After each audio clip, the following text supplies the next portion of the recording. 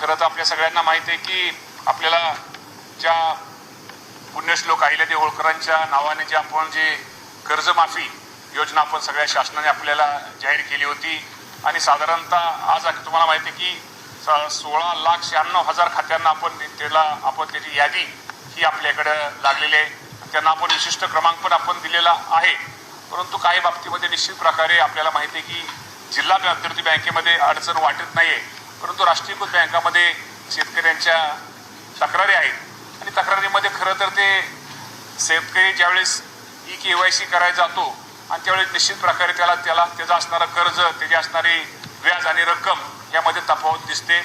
परंतु मी आपल्या माध्यमातून माझ्या शेतकरी बांधवांना सांगू इच्छितो की आपल्याला माहिती आहे की सरकारने जो आपल्याला हेअरकट म्हणजे आपल्याला माहिती आहे की जो आपल्या राष्ट्रीयकृत बँका आणि राज्य शासन यांच्यामध्ये जे चर्चा आणि समझोता त्यांची जी मीटिंग झाली आणि त्या मीटिंगमध्ये ठरल्याप्रमाणे जरी एखाद्या शेतकऱ्याची रक्कम आज जरी त्याला रक्कम शासनाची जी कर्जमाफी रक्कम कमी दिसत असली तर मी आपल्या माध्यमातून शेतकरी बांधवांना एकच सांगतो, ज्या शेतकऱ्याची थकबाकी ही 2 लाखाच्या आत आहे त्या सर्व शेतकऱ्यांची कर्जमाफी ही केली जाणार आहे.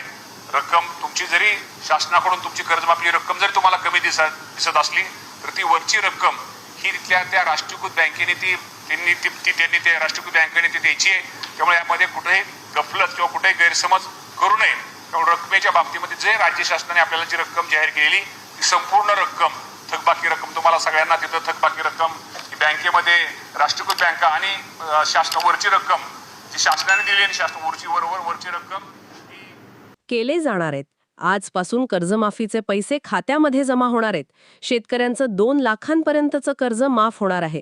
16,94,000 शेतकऱ्यांना कर्जमाफीचा लाभ मिळणार आहे.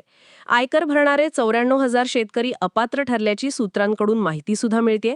राज्य सरकारच्या पुण्यश्लोक अहिल्यादेवी होळकर शेतकरी कर्जमुक्ती योजनेत 94,000 प्राप्तकर भरणारे शेतकरी अपात्र ठरलेत.